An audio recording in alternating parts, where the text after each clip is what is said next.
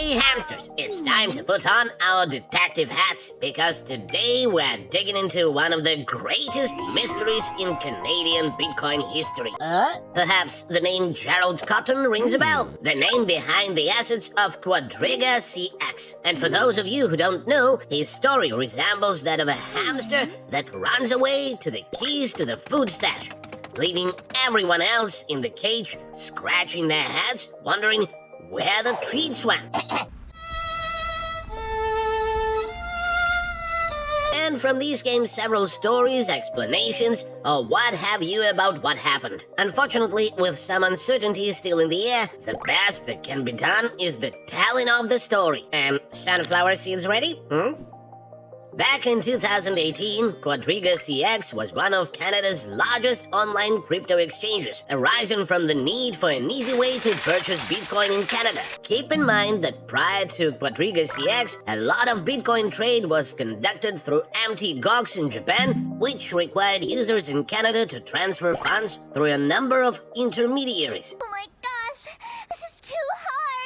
QuadrigaCX gained traction as the cheapest and the fastest alternative for Canadians, and at the time the safest too, since it was the first Bitcoin trading platform to hold a business license from FinTrack. As an exchange, it made its money by charging its users a fee for each transaction made on the platform, which, as the platform grew, became a pretty substantial amount of money. QuadrigaCX did come from humble beginnings. In 2014, it traded only $7.4 million worth of Bitcoin on the exchange, which was followed by the 2016 resignation of all the directors, which is what landed Mr. Cotton in the position of sole director. Fortunately, markets took a turn for the better in 2017, as did the trading volume on the Canadian exchange. This, of course, resulted in increased commissions and sadly cash flow problems since the exchange was relying on external payment processors. And to add to the mix of all the other craziness, Gerald Cotton passed away on December 9th, 2018. The public narrative stated that 9 days into his honeymoon in India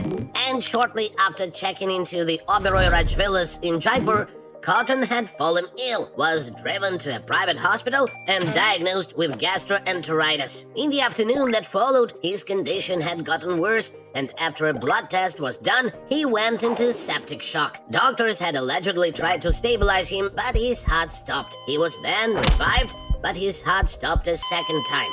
In just 1 day's time, following stomach pains, QuadrigaCX's CEO and founder was pronounced dead at the age of 30. His death was later announced by the exchange on January 14th, 2019. Now, keep in mind Cotton was running the show. QuadrigaCX only had 2 employees when Cotton died, neither of whom was responsible for any serious tasks. Cotton was solely responsible for the exchange's operations, which included the management of its funds and cold wallets. And without him to be the centralized cash management system, the market started to panic and people quickly lost faith in the exchange.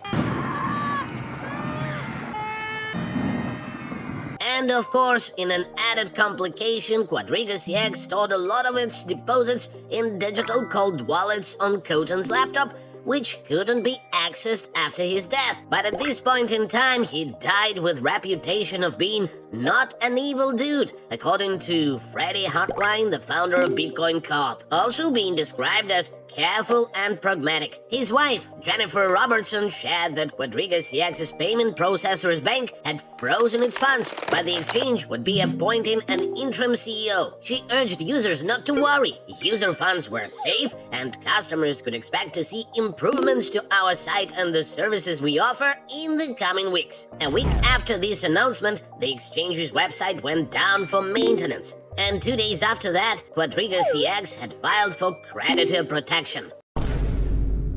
After the Nova Scotia Supreme Court declared the company bankrupt, finding out the exchange was $250 million in debt, with an estimated 115,000 different customer accounts owed money. Then, additional investigations began, including the Royal Canadian Mounted Police, FBI, 2 other law enforcement agencies, and several independent researchers, all of whom were wondering the same thing. Where did the cash go? And did the exchange even have the funds it claimed to have? I want my money back. No refunds.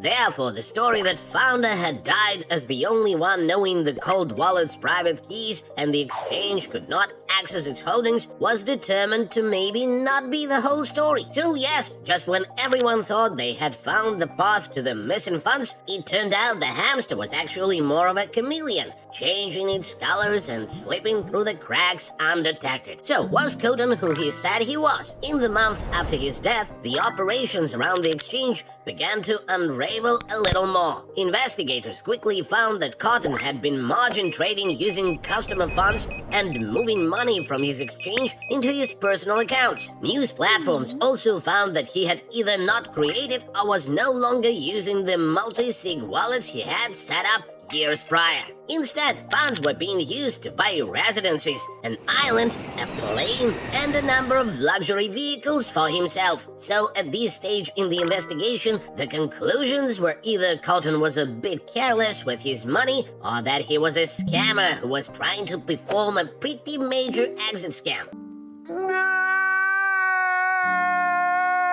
EY, who was QuadrigaCX's bankruptcy trustee, later found that there were no crypto holdings and the exchange had sent 2/3 of its remaining Bitcoin into inaccessible cold wallets. Vanity Fair and the Globe and Mail then found out that Cotton was associated with high-yield investment programs as far back as 2003 alongside co-founder Michael Patrin, who turned out to be QuadrigaCX's co-founder. We'll pause here since there is more on Patrin to come. After some digging, an interesting relationship was found between Cotton and Patrin, who met online. For starters, Cotton was found to have started his own pyramid scheme, S&S Investments, in 2004, when he was only 15. This pyramid scheme promised that in 48 hours, investors would receive a return of 103 and 150% or possibly more.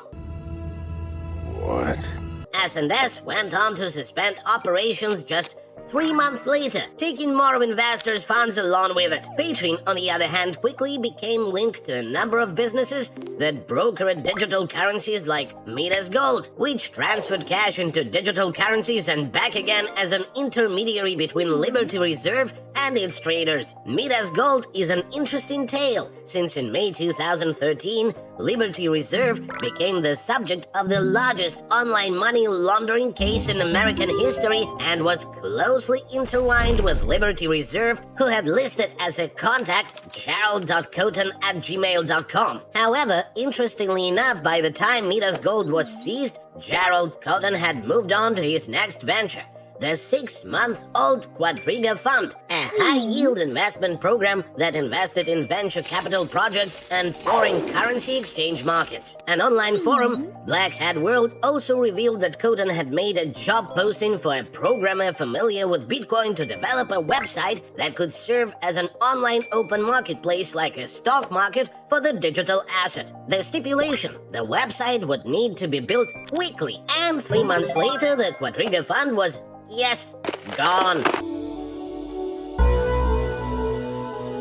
But QuadrigaCX was quite the opposite, ready for use. This history has led some to believe that this exchange was just one in a web of exit scams built off the belief that people are willing to believe most of what they are told most of the time. Unfortunately, this got Jennifer Robertson, the wife of Cotton, brought up into the crosshairs. Although she did end up stating that she knew nothing of her husband's deceit and ended up signing a settlement in the bankruptcy case, forfeiting $12 million of assets to the creditor class. So, where is Cotton? In the grave? Or off drinking beer on a deserted island? Some even suggesting he faked his death, had plastic surgeries to change his appearance, and is now living with the money he stole. Perhaps only time will tell. Thanks for joining today's Academy. Subscribe and remember, hamsters have power. One for all and all for one. Bye!